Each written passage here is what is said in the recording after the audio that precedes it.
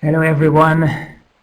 Good morning Americas, good afternoon Africa and Europe, good evening Asia Pacific. On behalf of Transparency International, Sunlight Foundation and the International Anti-Corruption Conference, I would like to welcome all of you to the second session of our webinar series, which is called How Can the Transparency of Political Finance be Enhanced When We Don't Have Reliable Government Data? Or reliable government. My name is Peter Taus. I work in the People Engagement Program of Transparency International Secretariat. I'm a big fan of open data community, so I'm a big fan of Sunlight Foundation.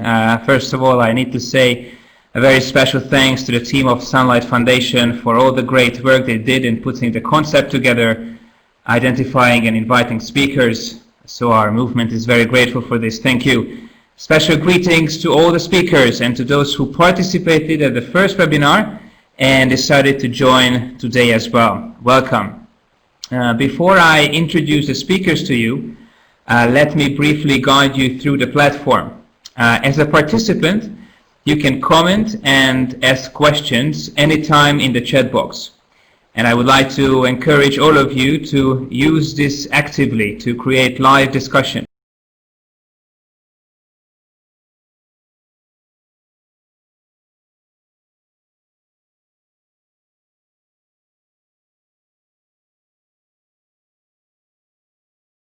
With any participant and speaker.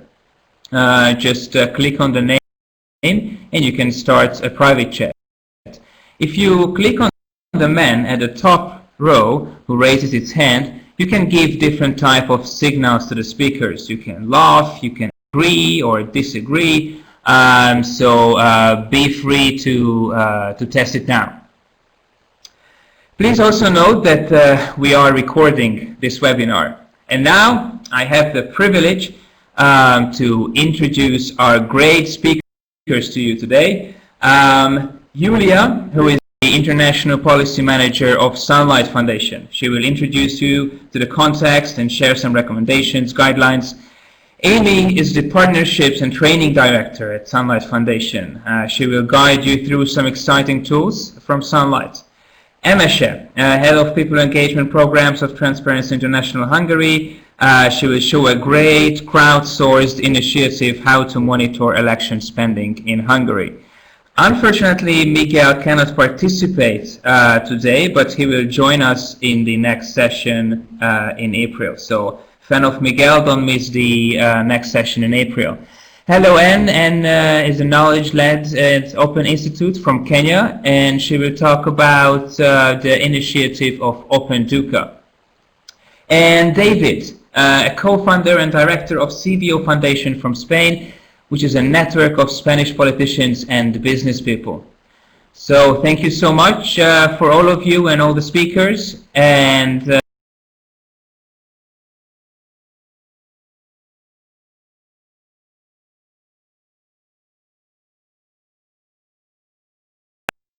Julia?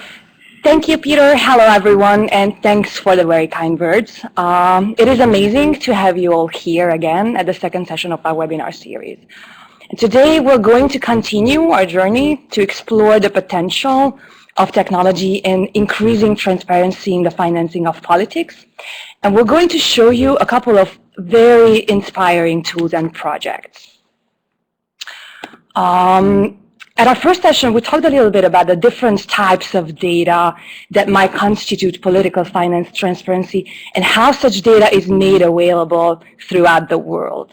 And just to recap a little bit, what we finished last time, we agreed on a solid base and defined political finance data as the financing of political parties, the expenditure of political parties, and both the funding and the spending of election campaigns.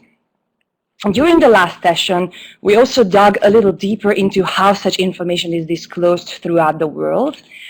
And we agreed that in most countries, political funding data is either non-existent or published in very poor formats.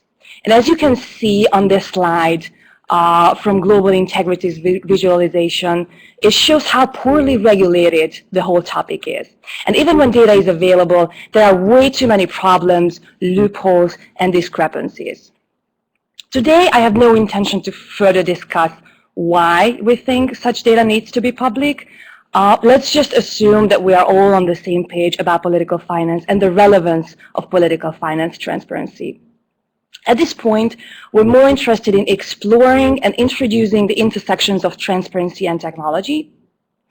And while in the first webinar we showed you some of the tools that build on existing government data, today we're going to talk about what we can do if we don't have access to that kind of data at all, which is the case for most countries with a few notable exceptions. So today we're going to show you some of the very creative projects that either try to crowdsource information or connect the dots by using other available data sets to show the influence of money on the decision-making process. And after introducing some of these great tools and campaigns from Spain, Kenya, Hungary, and the US, we will very quickly touch base on some of the existing advocacy toolkits that are available. Today, we were also planning to talk about some of the innovating and exciting things that governments and local governments are doing in the space. But because we have so many inspiring projects to talk about today, and we also want to give you space for your questions and maybe recommendations, we have moved that part of the webinar to the third last session, which is happening on April 15th. The webinar is 60 minutes, and we'll have around 15-20 minutes at the end for Q&As and a little bit of brainstorm. So before I give the floor to my colleagues here, let's just quickly talk about the broader concept here. When we talk about money in politics, we don't necessarily only mean the funding and expenditures of political parties and election campaigns. As you are all very much aware, influencing or trying to influence different branches of the government happens through various different forms. And in many cases, even when data about political contributions or lobbyist disclosure is not available, other information could be used to connect the dots and monitor who is buying access to influence the decision-making process. And such data might include government procurement and contracts, asset declarations, financial disclosures, state subsidies, funds, company registers, NGO registers, and many, many more. And lastly, there are some amazing creative ways to crowdsource the information. And now let me give the floor to my colleague, Amy Nye from the Sunlight Foundation, who will show us two of Sunlight's very inspiring projects. Thank you, everyone. Thanks, Julia. So as Julia was talking about, a lot of times there are a lot of interesting questions that we would like to answer. And as I just highlighted here, answers to the most interesting ones tend to be, the data around them tend to be really difficult to find, or else it wouldn't be that interesting because we already have the data. And as our executive director always says, sometimes you have to do transparency to them. And in order to do that, when we don't have the information, you really have to get creative and think about the information that you're looking for and different ways to access that data. So it's good when you're identifying some of the problems to use the problem solution format. So identify what is the problem that you're trying to solve, what type of data are you trying to get, and are there ways to get that information if it's possible at all. So here at Sunlight, one of the examples is our reporting group is very interested in trying to find political fundraiser information and data. So here in Washington, D.C., we have lots of lobbyists here, and they are throwing fundraisers and parties for elected members and officials. So it's essentially the special interests that are socializing with our elected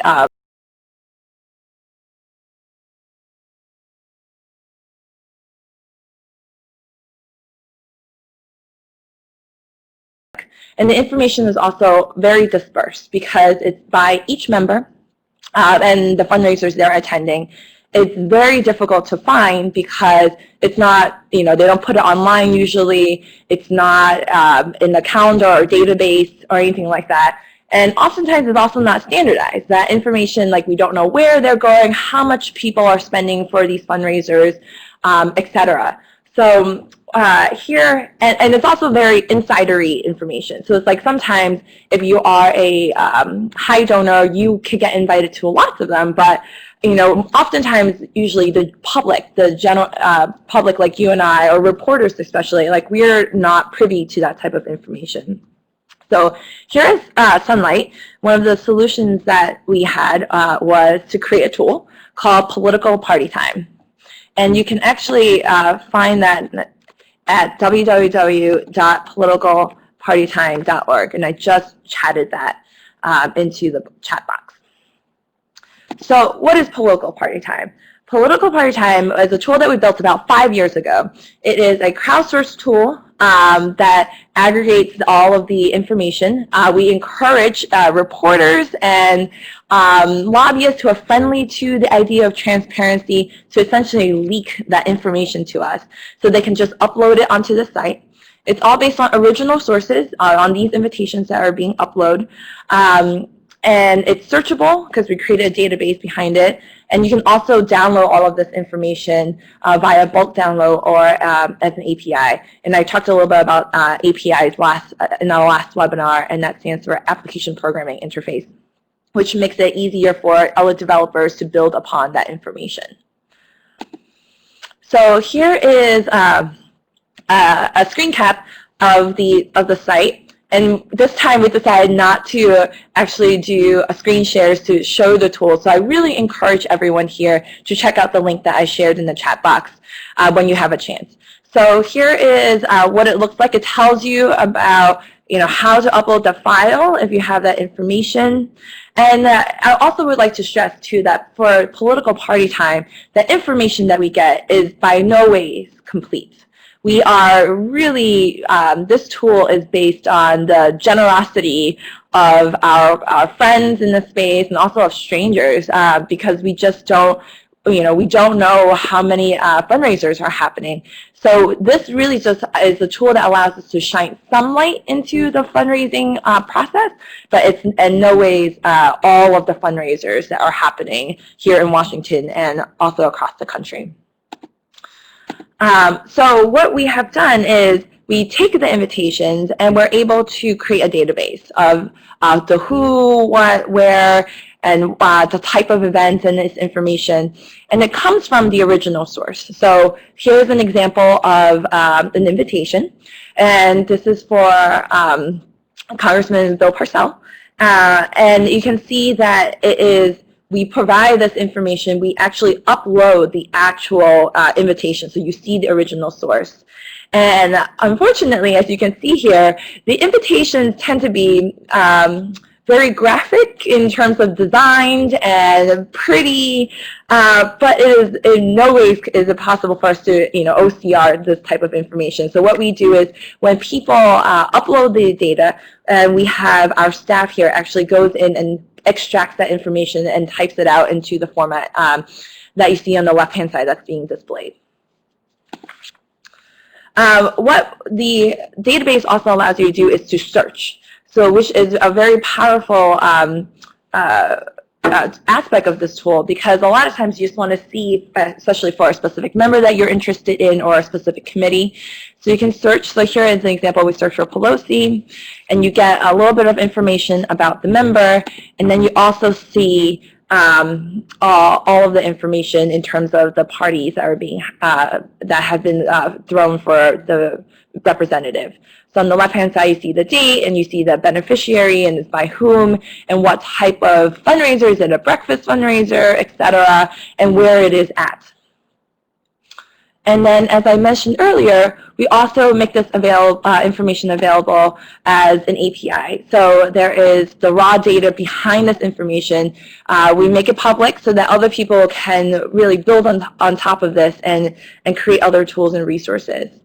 And what is really special about this tool is that we have all of this data we've aggregated over the time. And actually this past year, we had Party Time had its 5th birthday. And we're able to do, because we have this aggregate data, to do a really in-depth analysis.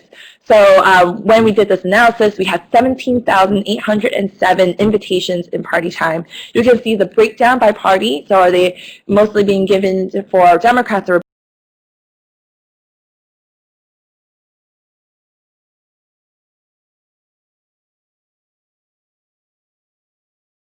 out there, but just gives you a snapshot of some of them. So of those 17,807 invitations, 155 of them were concert fundraisers. The top 3 musical acts were Bruce Springsteen, Taylor Swift, and Jay-Z. There are 212 golf events, and just to give a little bit of insight and flavor, we wrote that our favorite one was the Wii golf tournament. And then you can also see, because we can see how much it costs to attend these fundraisers. We did an average cost per person to attend a fundraiser, which was $655, and the average price per minute was $5.77. So it's just very, very interesting to have this data. This would not have been possible if we had not made this tool and people had not submitted these invitations anonymously.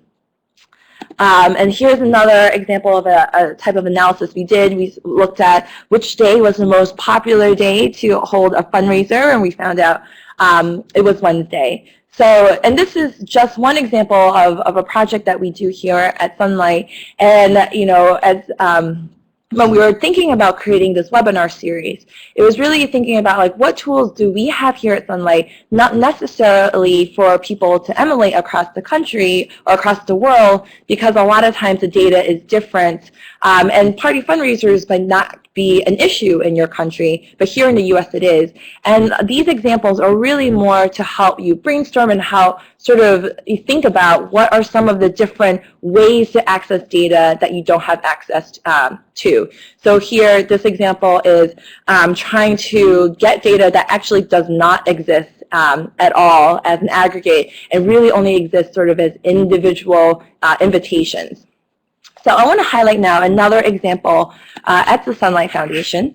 So I'm going to go back to this problem solution part 2 now. So we have to identify the problem, identify the type of data we want, and if there are ways we can get this information.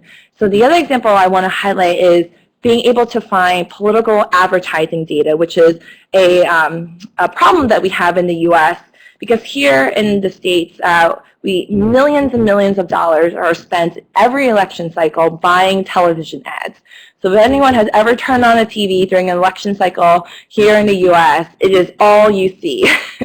And there's a lot of information, interesting information behind the advertising data, especially in the ad buys, because it gives you insight onto who's spending and how much and for whom. So some of the key questions that you don't necessarily have access to if you're just watching your TV. So we're trying to find this information as an aggregate.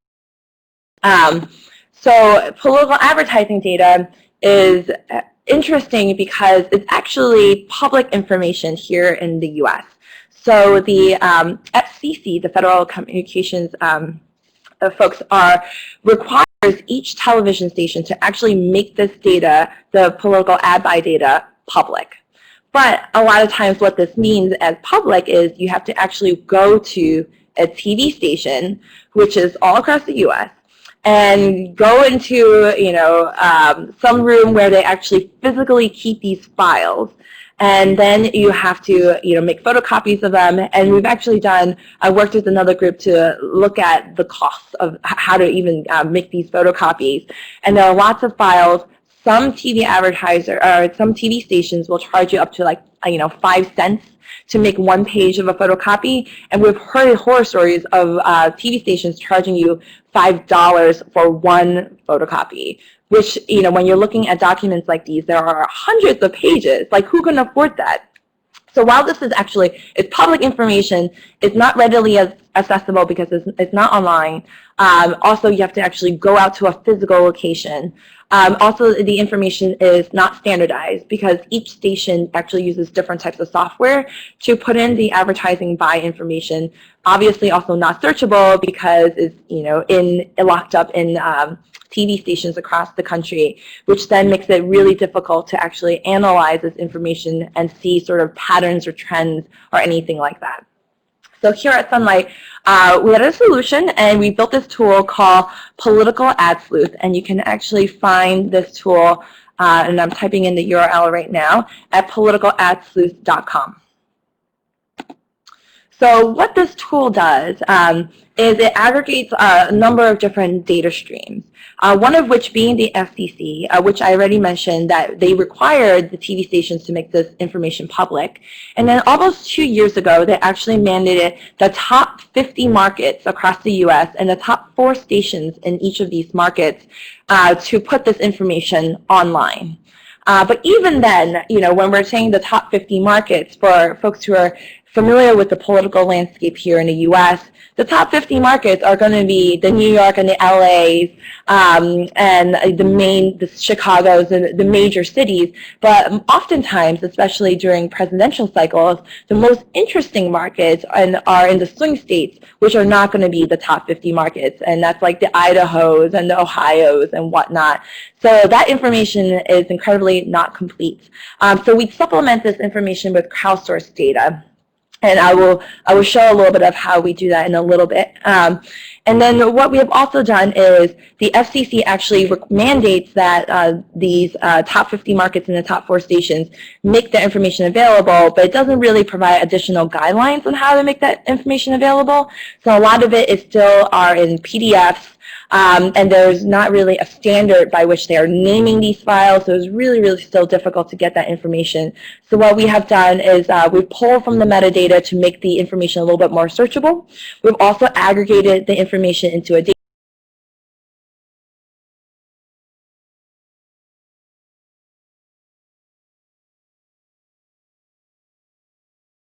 So here is an example of what an ad buy actually looks like. And it's pretty small fonts here, but I believe this is in Philly. And on the bottom here, I am going to use the arrow. You can see towards the bottom here, these are actual amounts, and these are the number of spots that they're able to buy. It looks like 143 spots. And my eyes fail me, so I can't actually see the gross amount, but it looks like it's in the 5 digits. So this is what an actual ad buy looks like. And as you can see here, it is computer generated. At some point, it came from a computer. And as I said before, so different stations use different software. So this is one that's in this vertical format. We've seen them horizontal. And all the lines here you see in this buy are not necessarily the same place as other software companies do it for the TV stations. So what we have tried to do is actually pull this information out into a standardized format here that you see. So I believe this is the buy. So now you can actually visually see the numbers here. So this was a buy for Barack Obama when he was running for president. And the market was in Virginia. How much money spent was $68,000, and then the number of spots was 143 spots between but on a 1-week period, actually, from October 2nd to October 8th. And how were we actually able to get this information? So what we had to do was really rely on our supporters and our other reporters and just the public to help with this, because it's really difficult information to OCR because it is not standardized and there are all these different fields that are in here. What we did was create this data entry form on the left-hand side that accompanies each of these forms. So when you can see here, I'm going back here, at top right-hand, it says enter ad data. So anyone can click on that button and then try to extract some of this information on the right-hand side into a database format on the left-hand side. And by doing that, we're able to provide a little bit more summary information and allow reporters and others interested in this data to do a little bit more analysis. So you can see how many stations are mandated, how many ad filings there are in these locations, in addition to if there are non-candidate ads. So non-candidate ads are issue ads, essentially. Are they for the president on the presidential level, a Senate level, House level, local level, or state level, etc.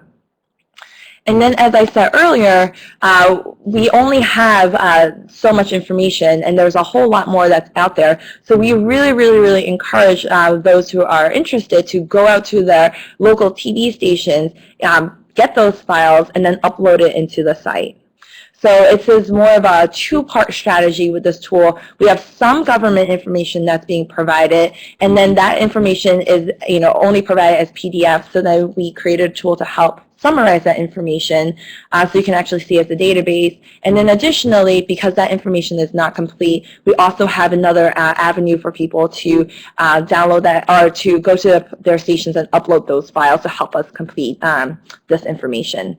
So those are just two examples of how we are trying to unlock some of the government information or public interest information when it is not easily available. And now I will pass this back to Julia.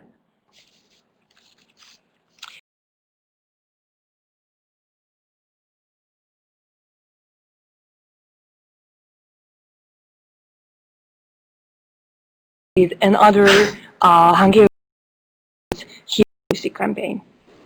Emese, the floor is yours.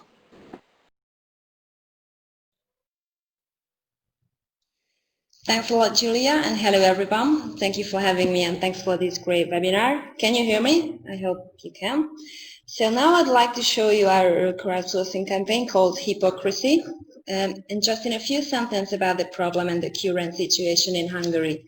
So our political parties are not transparent at all, and it is impossible to learn about the sources of their financial support and about their actual expenses.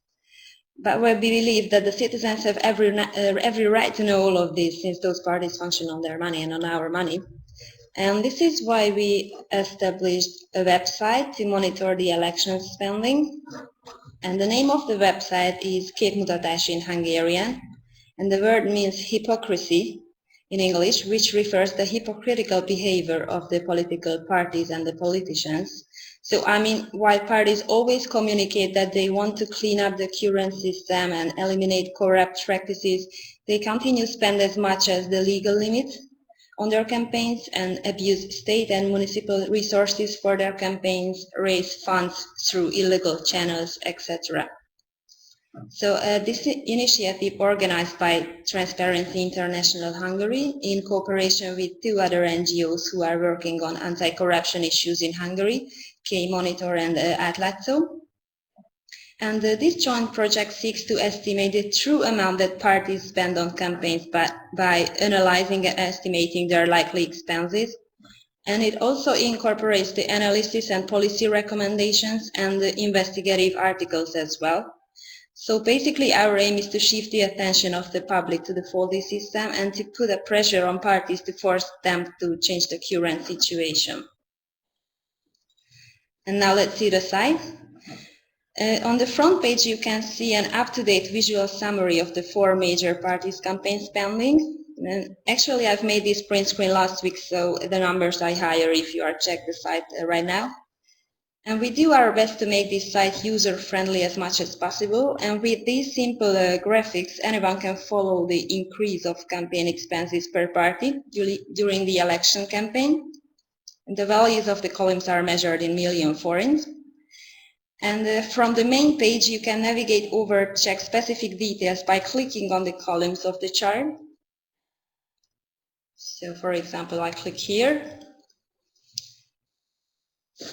And here you can view the cost of each individual campaign component. So first you can see the logo of the represented party.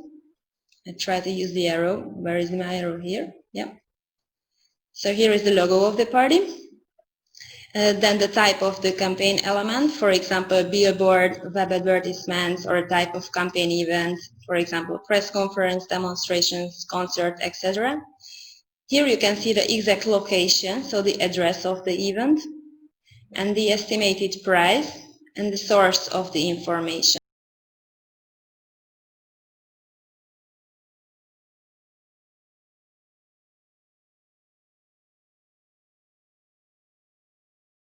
So for example, in the first row you can see that LMP party organized a conference on the 7th of March in Budapest, and the source of the information in monitoring service, and the estimated cost is 120,000 forints.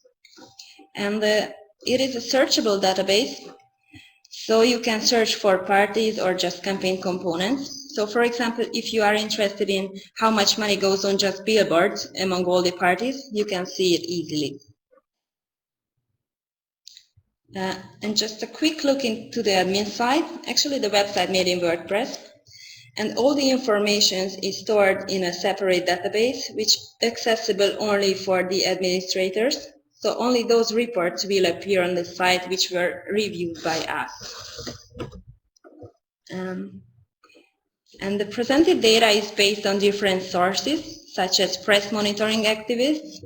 Actually, we work with 20 volunteers who collect important information for us about the election campaign, but not just from the press, but from the street as well. We use media monitoring services, and we use publicly available database to estimate the quantity of the parties' paid political ads, such as press, TV, radio, outdoor, indoor, or internet advertisements. And we use public opinion survey to estimate the quantity of the direct marketing elements, such as telephone calls, text messages, leaflets, or post letters. And we would like to involve everybody who wants to give a hand in monitoring the election campaign. And on this report page, citizens can provide information for us with photos easily. So they can choose the name of the parties, the local info, the date, and also they can write a comment under the uploaded photo. And in the gallery, you can view all of the pictures that citizens uploaded to our report page, which I think allowing a more personal look into the actualities of the election campaign. And actually everything can be submitted here as long as it is related to the campaign efforts. And actually we have a lot of interesting and funny pictures as well, so I hope you can see it if you go onto our website. And the website, you can see an interactive map also, which shows every report submitted to the website in detail. So focusing on election campaign events. And if you click on the individual dots, we'll show a detailed description of the report, including the name of the party, the date, and the type of the event, and the estimated spending. So basically,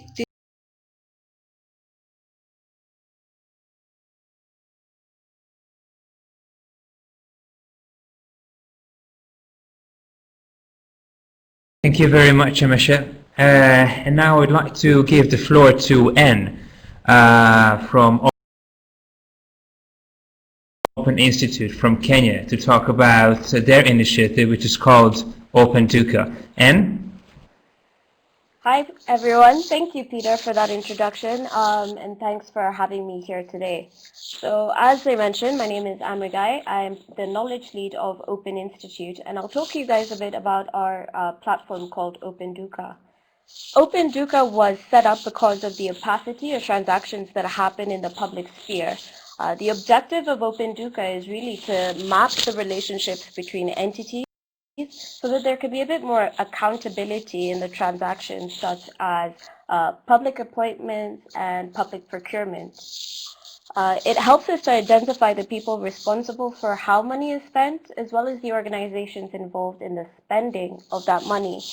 By doing so, it allows us to map relationships in a way that reduces clientelism by reducing the number of people who do business with government, not necessarily on merit, but more on the connections that they may have with someone from the inside. Where finance is concerned, government doesn't really get value for money by doing that, and it really locks out a lot of people who are more qualified to provide public services. So Open Duka helps us to shine a light on the relationships in place within that context. So if you go to our website, it's openduka.org. This is what the current iteration of Open Duka looks like. We have data on entities such as people and organizations. In fact, I think since the last time that this screenshot was taken, we have I think 2,000 more people that have been added to the database.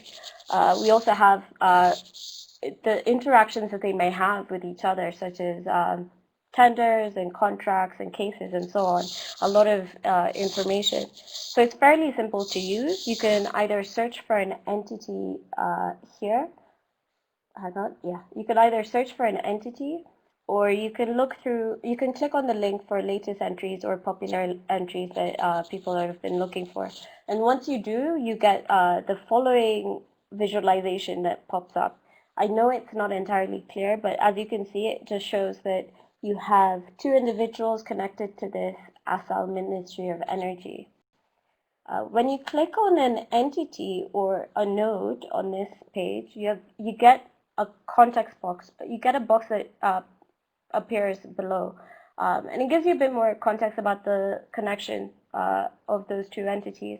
So it shows that in this example, I know it's not entirely clear, but it shows the contract or the tender that was awarded for refurbishing a treasury building. We have a lot of information that you see on Openduka from the Kenya Gazette, which is a publication that is released by the Kenyan government. It has a lot of notices on legislation, announcements, and a lot of other information. We also gleaned a lot of the data that we have from World Bank contract data, and our sources continue to grow as the platform does as well. If you'd like to use one of our visualizations onto your blog or website, it's fairly simple to do. You just click on this little button here, embed visualization. It will pop up and give you a code that you just copy and paste onto your website.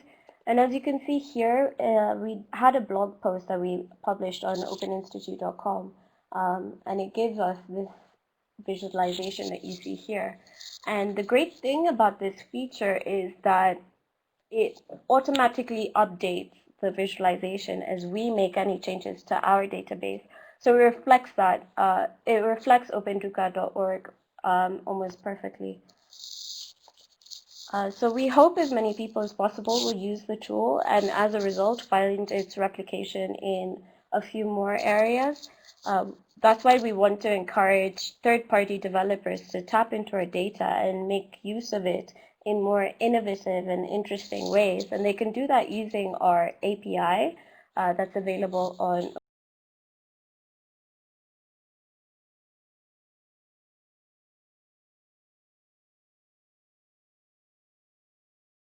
the beginning of Openduka.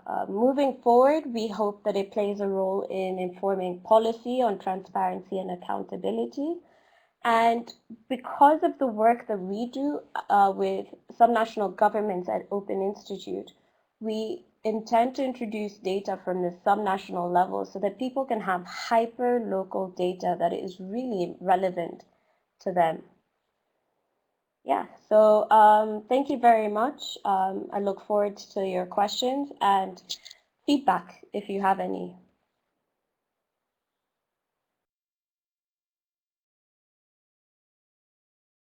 Thank you very much, Anne, and congratulations to the great work.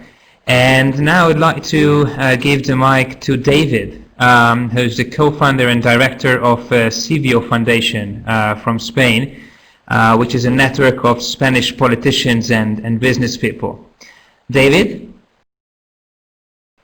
Hi everybody, and thanks for the opportunity to present Quien Manda. I'm a software developer, and for a long time I wanted to do something along the lines of They Rule or Who Runs Hong Kong. And thanks to a grant from Global Integrity, we won an innovation contest. We were able to get some resources and do this project.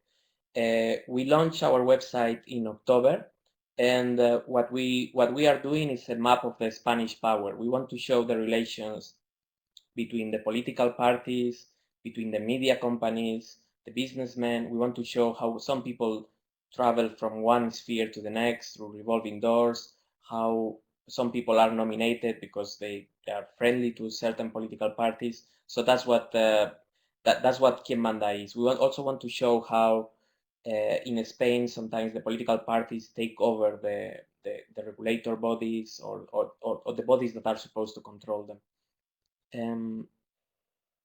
So everybody knows the theory that two people in the world are separated by 6 degrees of separation. In Spain, it's a bit less, especially the higher you go, the higher you look up in the power system, the less degrees of separation you find. So we wanted. Spain is a difficult environment to work in because we don't have access to information law. We've been campaigning from Tibio, campaigning a lot to get this law approved. So it's very difficult to find data. And the data that you find is often, as in OpenDuca case, you find it in the Gazette, but it's very difficult to handle because it's in a PDF, it's in a very closed format.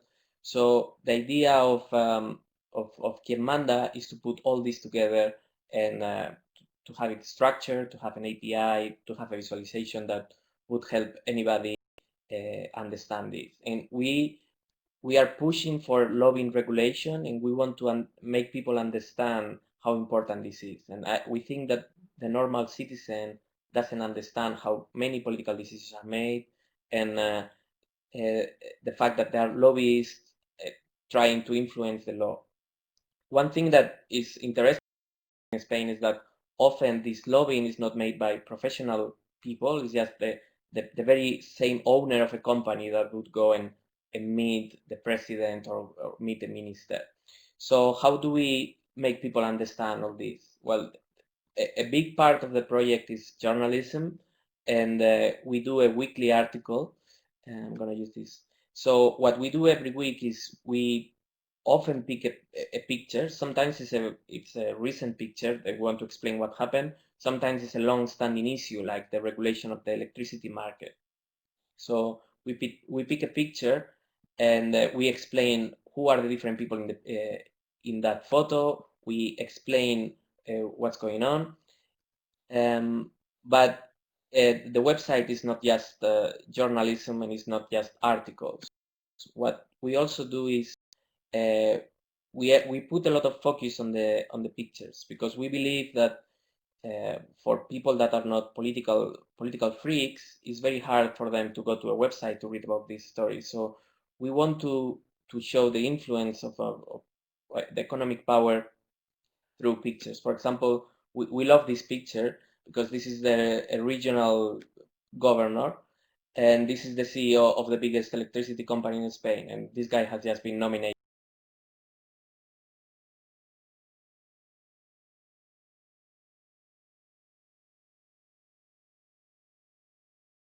called for collaboration from everybody. And actually that was one of the key things we wanted to test when we applied for the Innovation Fund for Global Integrity. We wanted to test if we could crowdsource these pictures, if people would send us their own pictures. And the reality is that it's very hard. It's very hard for a normal person to be in the right place with the camera to have access to this. So what we get instead is a lot of links and a lot of references to pictures, to official pictures, because many of these pictures are published by official bodies. So what we go is we go through these archives and, for example, see who travels to the United States with our prime minister. We explain who all these people are. Many of them are businessmen, and it's not bad that they travel with them, but we just want to see who are the people traveling and why they are there. Yeah, we used to call it They Rule Meets Pinterest. For each of the persons we have in the database, and we have about 2,000 or 3,000 now, 3,000, we explain all the relations through a data visualization. One of the differences to other projects is that everything we put in here is fact-checked. We don't use media sources as a reference. We don't trust the media because, unfortunately, many of the articles are not fact-checked in Spain, and we cannot really trust it. So we only accept official documents, which is very hard in Spain because, as I said, many of the things the document is not published. We submit an access to information request, but since there is no law, very often we don't get a reply. But everything we have, it's here, and we visualize it here, and we allow people to interact with the visualization and to expand and to investigate themselves. This would be, we are a very small team. I mean, we are 4 people in total, and we have other projects. So we have a journalist doing great work, doing a lot of the investigation herself, but we also try to automate some of the data. So, for example, we we go to the website of the stock market regulator, which publishes some information about the company boards, for example.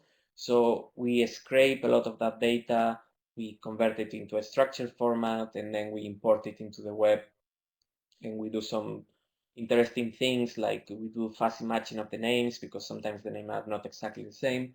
But this allows us to kind of save some time, because it would be impossible to do everything by hand. We still have a lot of work to do. I mean, there are many data sources we haven't been able yet to scrape, but we are working on this. And we then want it to be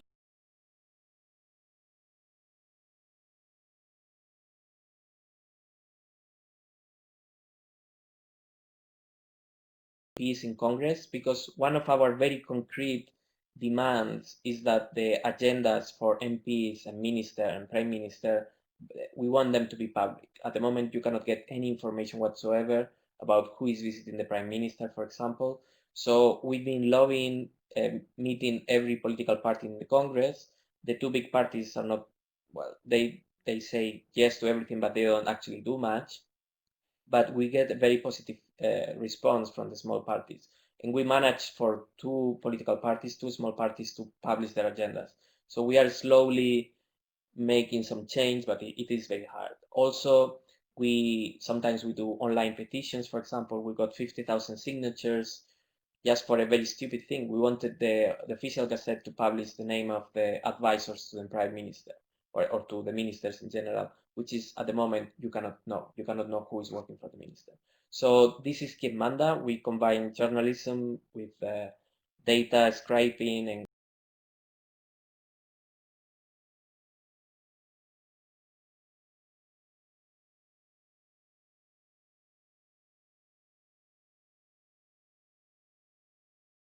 Thank you very much, David. And I would like to give the floor back to Julia, to Washington. Julia?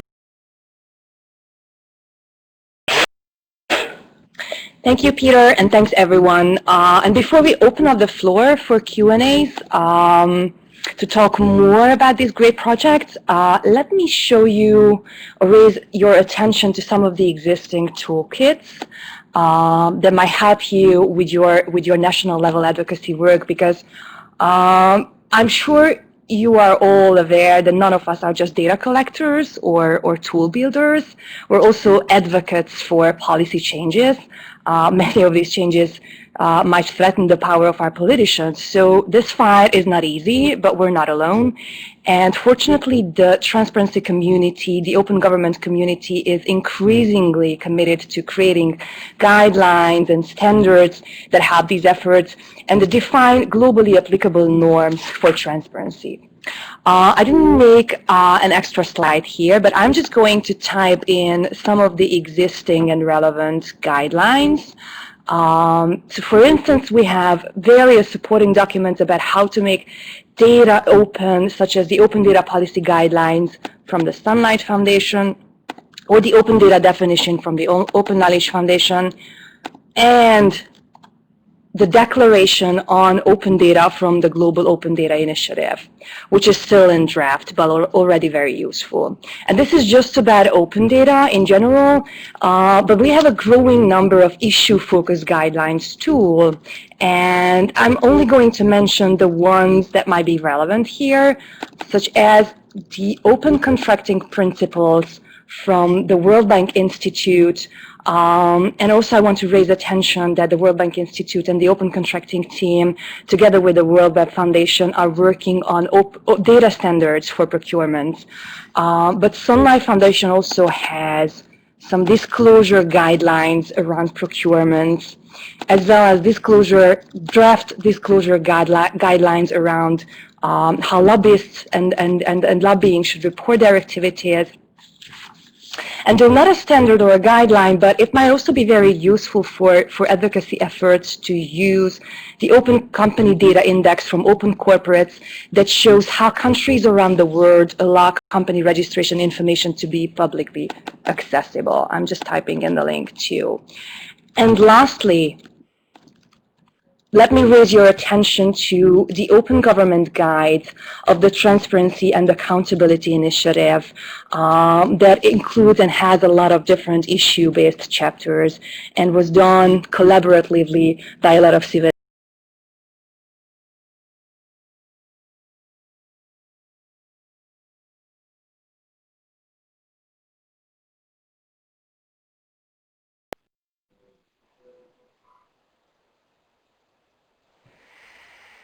Thank you, Julia, and thank you very much for all the speakers. And I would like to encourage all of the participants to type any questions. We have a couple of more minutes until they share their questions and comments to the speakers. I have a question to all of you. Looking at these great initiatives, these great tools, what was the political response to any of these projects or initiatives? Can you share any specific story how political parties reacted to your crowdsourced initiative? Amy, maybe you can start, and we can go one by one. Sure. I think the best example would be for the party conventions. Every presidential election, the Republican and the Democratic Party, they have a big party.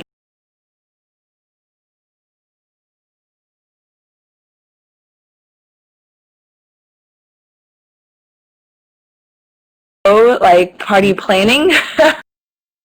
For some of these groups, which that was very interesting. So then people were actually, a lot of these groups were throwing these fundraisers, were contacting us and was like, hey,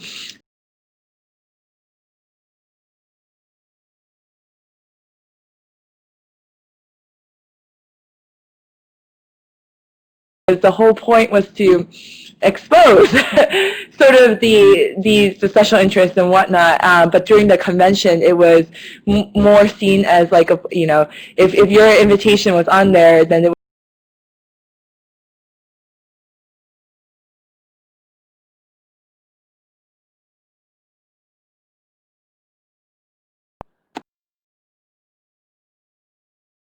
Thanks, Amy. And Emma, did anything happen in Hungary?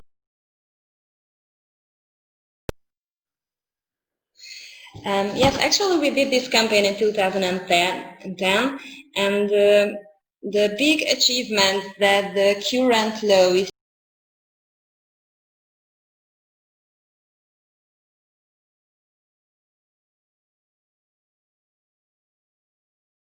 and we can show that the law cannot be followed because it is impossible to conduct a successful political campaign in a little money. So the current law is raised the upper limit of the campaign spending of the individual candidates from 1 million forints to 5 million. So it's more realistic, and it's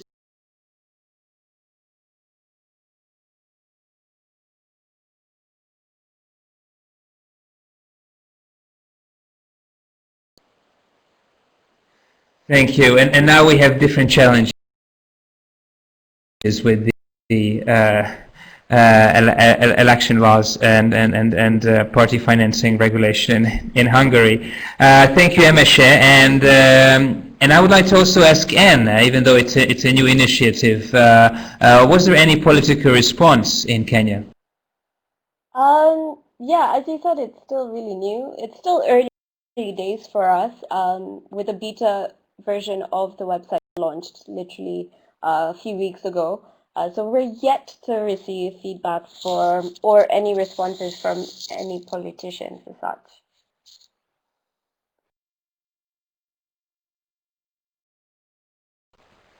Thanks. And in Spain, David?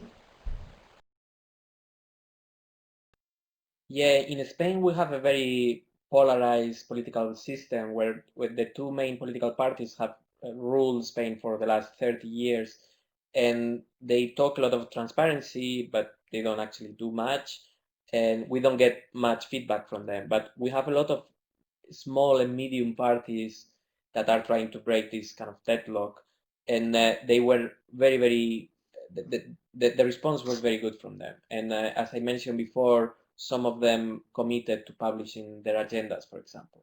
So the reaction is very different depending on the situation of the party.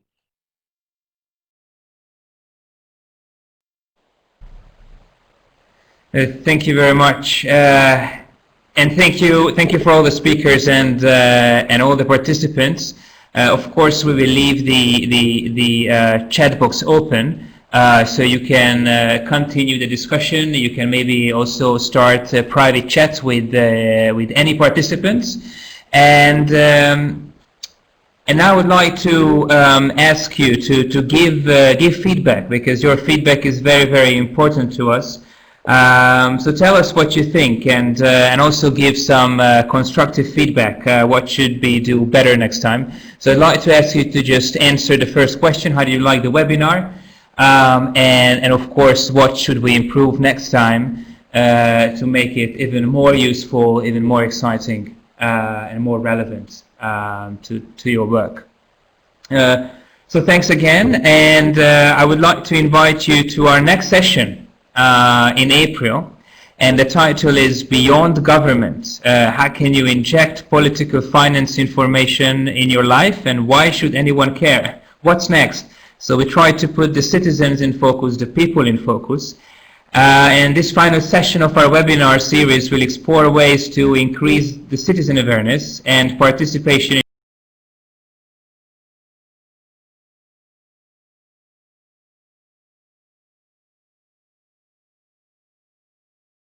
and we try to brainstorm together about the possible ways to make this information relevant on an individual level. So I hope most of you will join us on 14th of April, and thank you so much again, and have a very nice day. Take care.